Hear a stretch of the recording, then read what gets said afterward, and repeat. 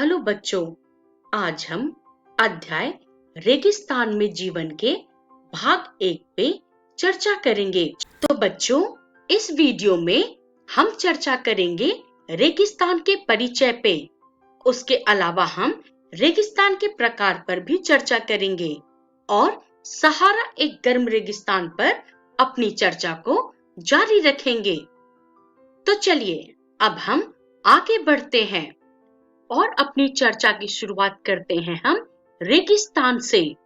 बच्चों, जैसे कि हम पिछले अध्याय में पढ़ चुके हैं कि जिन स्थानों पे जल की उपलब्धता, वनस्पति, उचित तापमान होता है, वहां का जीवन जो है आसान होता है। पर आप एक बार कल्पना करके एक ऐसे स्थान के बारे में सोचिए जहां पीने के लिए पानी, मवेशियों के लिए चारागाह और फसलों के लिए जल भी नहीं हो।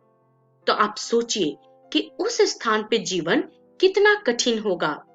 तो जी हाँ, इस अध्याय में हम ऐसे ही जीवन के बारे में चर्चा करेंगे। बच्चों, जब हम बात करें रेगिस्तान की, तो रेगिस्तान एक बंजर शुष्क क्षेत्र होता है जहां वनस्पति जो है ना के बराबर होती है। यहाँ केवल वही पौधे पनप सकते हैं जिनमें जल संचय करने की या धरती के बहुत नीचे से जल प्राप्त करने की अद्भुत क्षमता हो। बच्चों, बात अगर हम करें रेगिस्तान की, तो रेगिस्तान मुख्यतः दो प्रकार के होते हैं। पहला है आपका गर्म रेगिस्तान और दूसरा है आपका ठंडा रेगिस्तान। तो चलिए अब हम आगे बढ़ते हैं। आगे बढ़ते हुए अब हम चर्चा करेंगे रेगिस्तान के प्रकार में गर्म रेगिस्तान पर।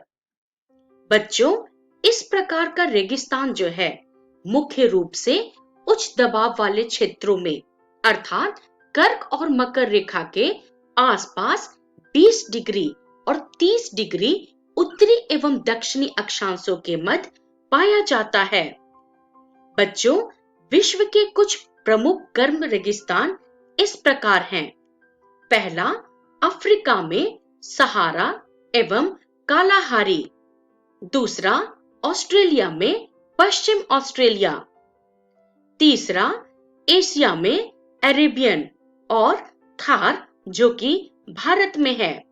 चौथा, दक्षिण अमेरिका में अटाकामा और उत्तर अमेरिका में एरिजोना और कैलिफोर्निया।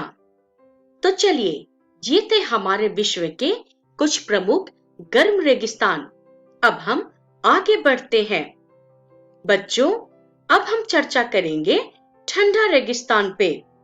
तो बच्चों, ऐसा रेगिस्तान जिसका तापमान बहुत कम होता है, अर्थात जहां पे तापमान बहुत कम होता है एवं लंबी शीत ऋतु होती है, वैसे रेगिस्तान जो है ठंडा रेगिस्तान कहलाते हैं।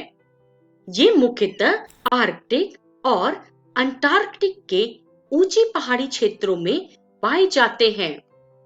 बच्चों, विश्व के कुछ प्रमुख ठंडा रेगिस्तान इस प्रकार हैं। पहला, अंटार्कटिका। दूसरा, अफ्रीका में नामीब। तीसरा, उत्तरी अमेरिका का ग्रीनलैंड और ग्रेट बेसिन। और चौथा, एशिया में टकलामकान, तिब्बत, गोबी और तुर्किस्तान। तो बच्चों, ये थे विश्व के कुछ ठंडे रेगिस्तान। चलिए अब हम सहारा एक गर्म रेगिस्तान पर चर्चा करते हैं। सहारा रेगिस्तान अर्थात सहारा डेजर्ट, ये जो है एक गर्म रेगिस्तान में आता है।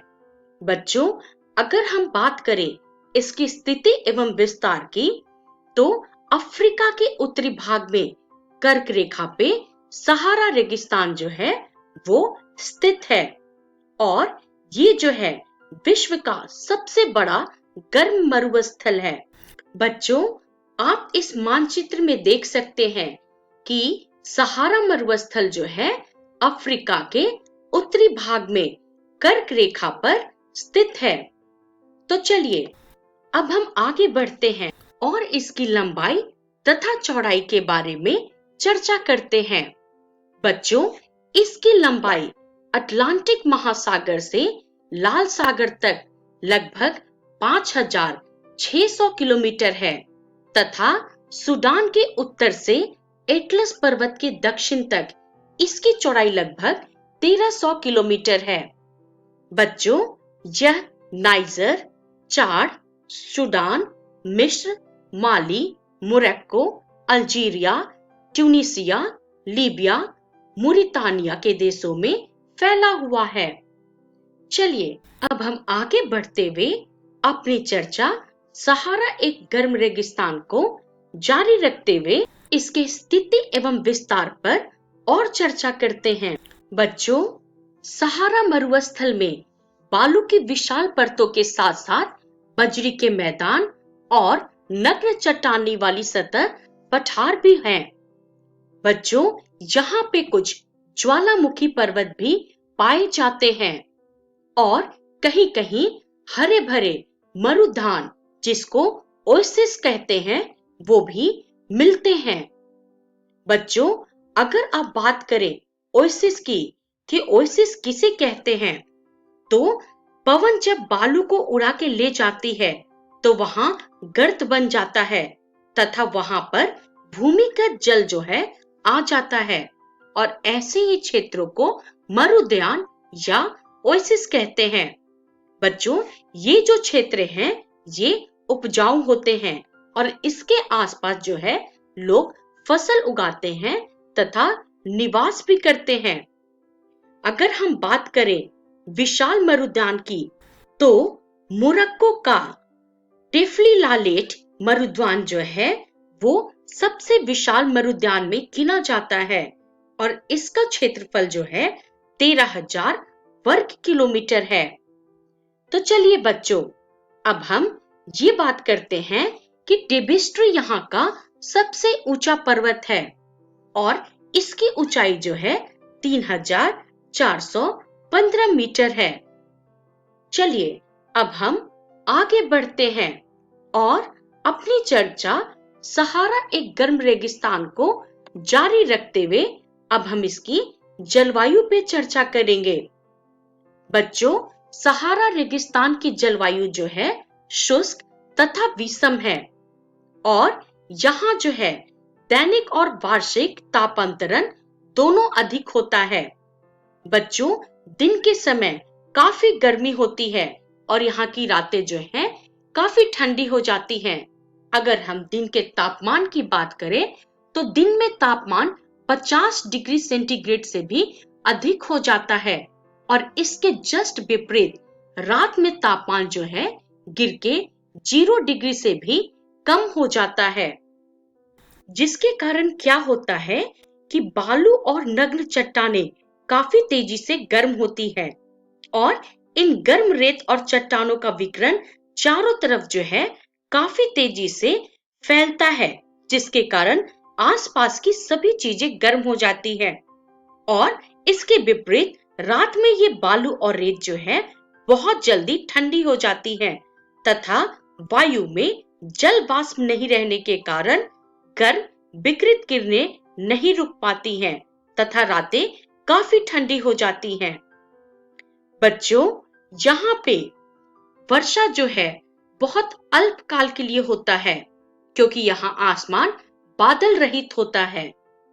चलिए अब हम आगे बढ़ते हैं और अपनी चर्चा सहारा एक गर्म रेगिस्तान को जारी रखते हुए अब हम इसके वनस्पति एवं वन्य जीव पे चर्चा करेंगे।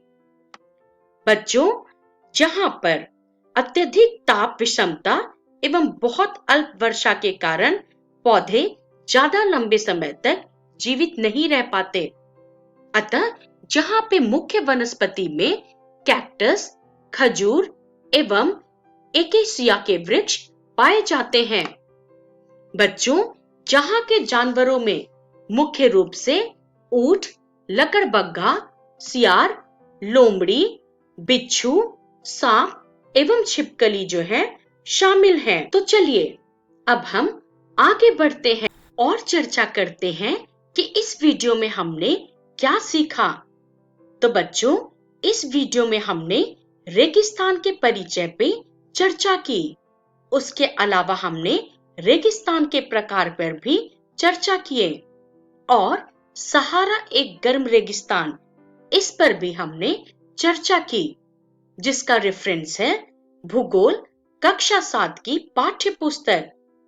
और बच्चों, अगले वीडियो में हम सहारा एक गर्म रेगिस्तान पर अपनी चर्चा को जारी रखेंगे।